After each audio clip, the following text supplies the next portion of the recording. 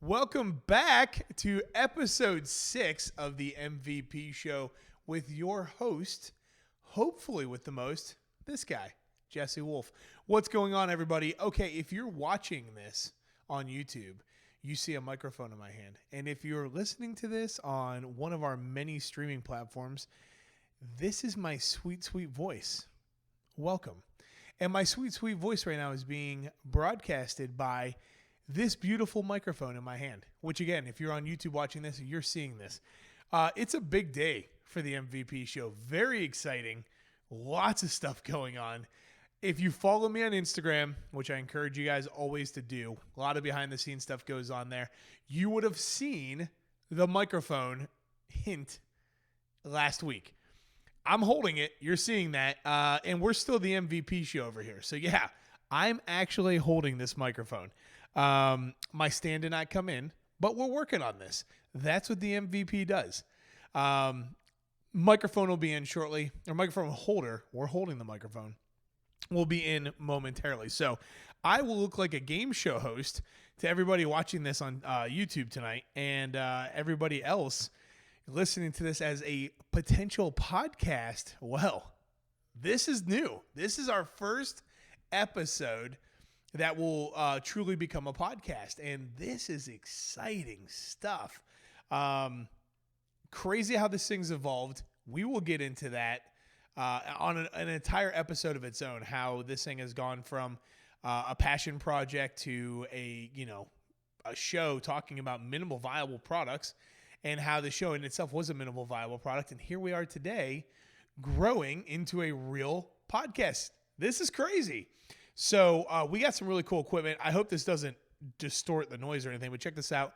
We're rocking an H6 recorder, H6 Zoom recorder that's going to be helping us broadcast this on, Spotify, Apple, iTunes, you name it. Anywhere you can find a podcast, the MVP show will be there. So this is going to be exciting stuff.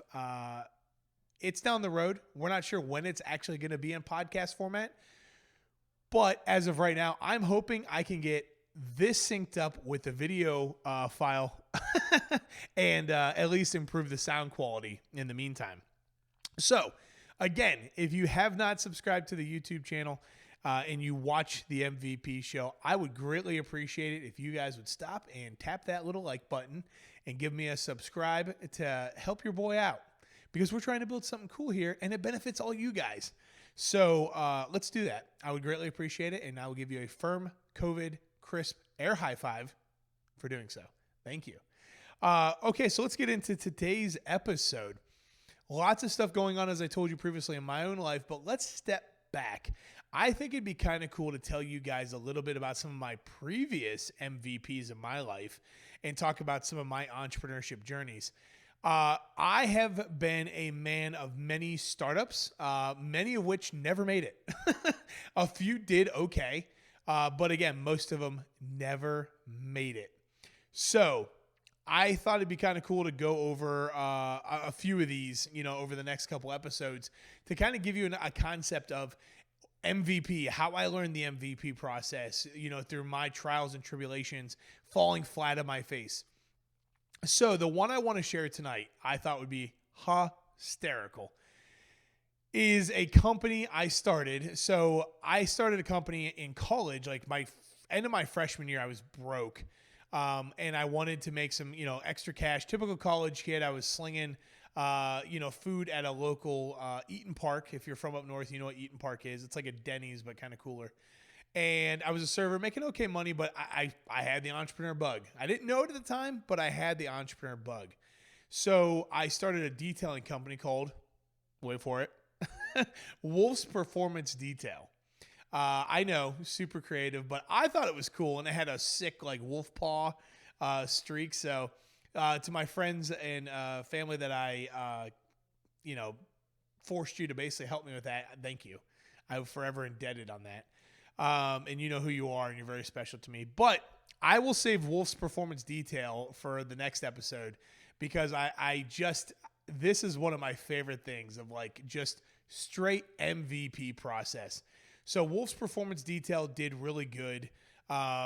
until the '08 recession hit. And when the '08 recession hit, we specialized in cleaning boats. And guess what happens when people lose their jobs and homes? The excess money, the fun money, goes out the door. So boats were a nightmare. They all got repoed. It's another whole story. I'll tell you the Wolfe's performance detail story. It's a good one. It's crazy. We made 6 figures cleaning boats, which is insane for being 19 years old. But let's fast forward to when I had to close Wolfe's performance detail. And I was heartbroken, but I wasn't out of the game. I wasn't giving up yet.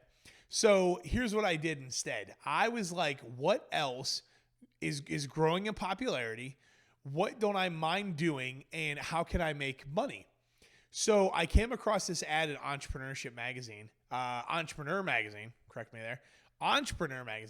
and it was this franchise for pet removal. Let me rephrase that. Pet waste removal. I'm sorry, guys. We're not removing pets. My bad, everybody. Pet waste removal. And I was so intrigued by this. I was like, what? And I looked into the franchise, and I was like, well, this is super simple. They were basically installing, like, at apartment complexes or parks, there's those poles where they have the little baggies for free to pick up, the dog poo. That's what they were installing. They were maintaining those bags, and they were also cleaning people's yards. And I was very intrigued. And I was like, why would somebody pay to franchise this? You're picking up dog poo. I don't understand the franchise concept. But according to this article, these guys are making several $1 million a year. So, being in my early 20s, I was like, I could do this. And I was looking at the numbers. So again, the minimal viable product, right? I found an idea I liked, and I was like, I can do this better. I can do this more efficiently. And I can do marketing on this product way better than what they were doing. That was my thought in my head. So did I spend a ton of money, digging through the franchise agreements with lawyers and stuff? No. I got on the internet and I started researching statistics of how big the pet industry was getting. And it was booming. This is like 2008-ish, 2009-ish. It was exploding. And as you guys know today, pets are enormously successful. People spend more on their pets than probably their children. I don't have kids. I do have a cat, and I do spend a ton of money on that little fur ball, and I love her. So I get it, especially now at my age of 33 with a cat. I totally get it. But back then, they were really starting to take off. So I was like, this is it. I literally drove down to Lowe's, and I walked through, and I was like, well, they got to have one of those stainless steel dustpans, right? And I was like, well, I don't want the animal feces to hit the dustpan. So I was like, how can I do this? So I figured out to use small, plastic garbage bags you'd use at an office for the little garbage bags or garbage bins. And it fit perfectly over this random heavy duty commercial stainless steel dustpan I found at Lowe's. And then I actually found a mini rake for gardening that worked perfectly for, guess what? Scooping poop and just, cleaning it up. So I had that, and I bought one for myself. I went and had t-shirts made at my local t-shirt shop, and I named the company, ready for it? Long dramatic pause. Ready for it? I named my pet waste removal business Turd Terminator. We are the number 1 and the number 2 business. You heard that right. I owned a business called Turd Terminator, and I loved it. So that was it. Now remember, this is 2009-ish, right? It's 2008, 2009. We had Facebook, but it was still very much like Mark Zuckerberg's early stuff, and we were, just using it to, I guess, watch each other. I don't really know what Facebook was used for back then. Communicate, network. I don't know.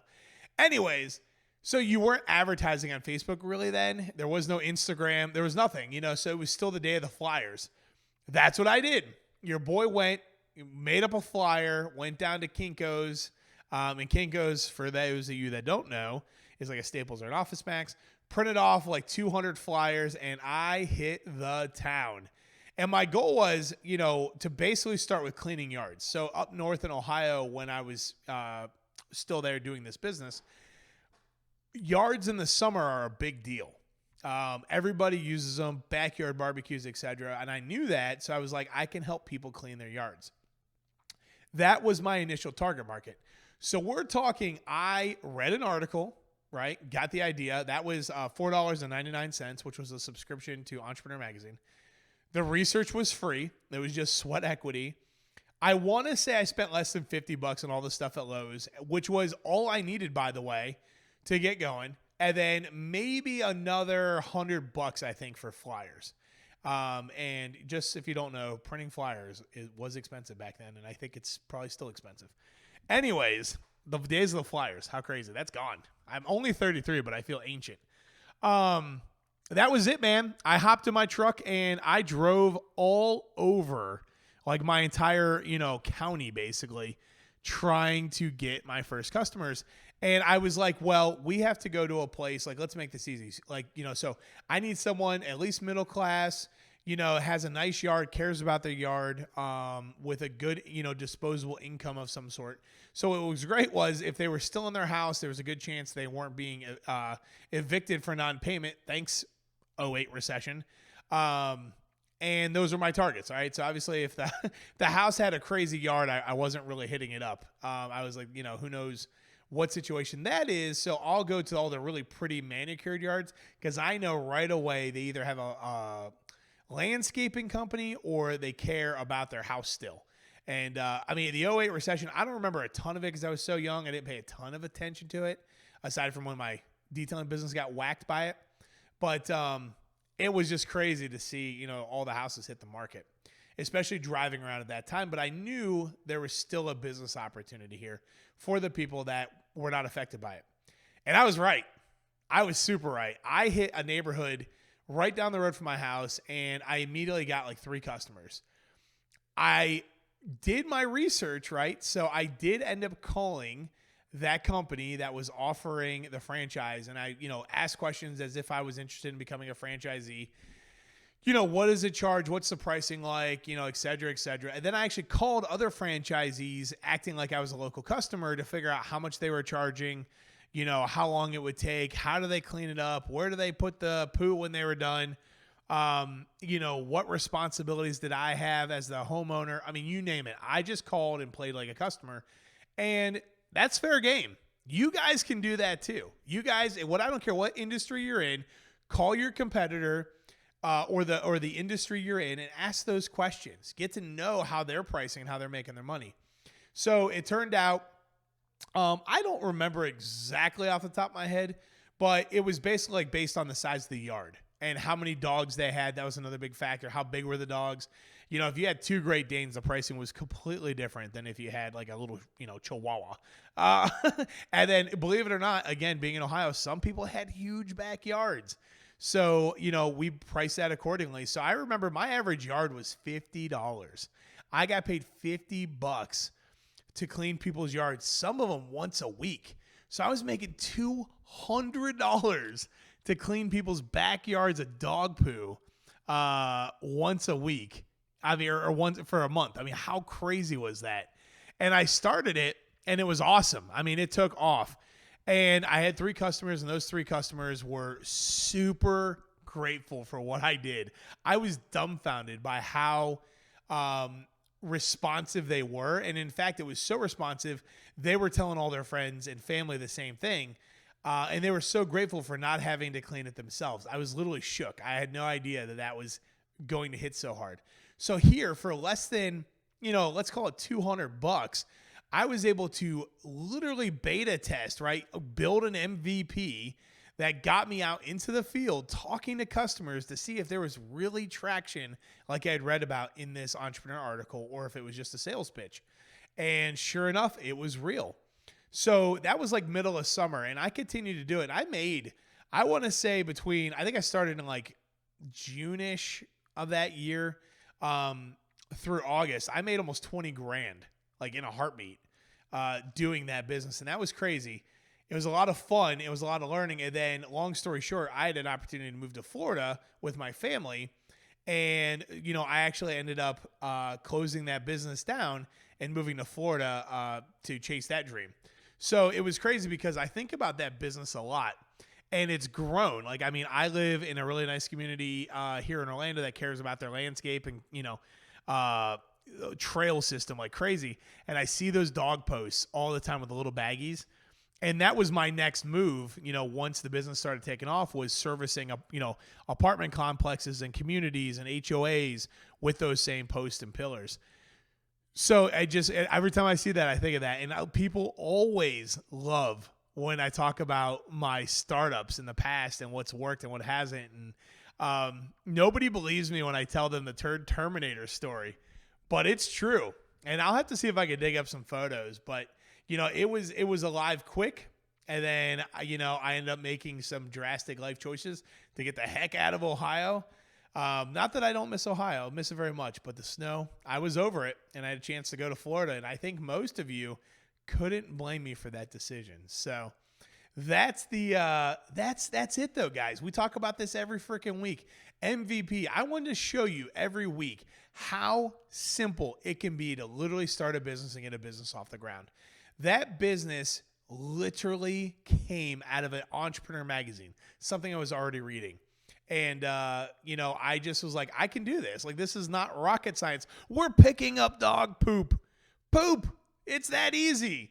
Like, there's no special, a system for that. You grab a scooper and you pick up the pooper. That was it, man. So, and listen, if anybody wants a nice business, I'm telling you, look into pet waste removal. Don't remove the pet, just the waste. Great business. So I hope this inspires you guys. I hope you guys really, get a kick out of this. And again, do stuff you love. Did I love poop? No. I loved business, though. And it was a really cool challenge for me. And I proved myself right. And that was just one of many startups and successes that ultimately led to what I ultimately ended up opening, which was my hummus company. And all those lessons I carried forward. So, it's all about getting those reps in. Repetition. Don't forget that. It doesn't have to succeed every single time. That one took off. I made a little bit of money off of it, and I used that money to relocate to Florida, basically. That was it, baby. And I'll explain in a different story why I didn't open it up in Florida. But I think I'll keep telling you guys some of the previous startups I've had, and we'll go from there. And listen, everybody in YouTube world, tell me how the quality of audio sounds tonight. I'm dying to hear. Hopefully I can get this baby matched up. And if not, well, at least look cool with these headphones and a microphone. And then, for those of you guys listening on the future, when this ends up on a podcast somewhere, welcome to the MVP show, where we talk about getting companies started the most minimal, viable product way possible, baby. I love you guys. Thanks for tuning in. Thanks for subscribing, and thanks for listening. We'll see you next week. Signing out. See ya.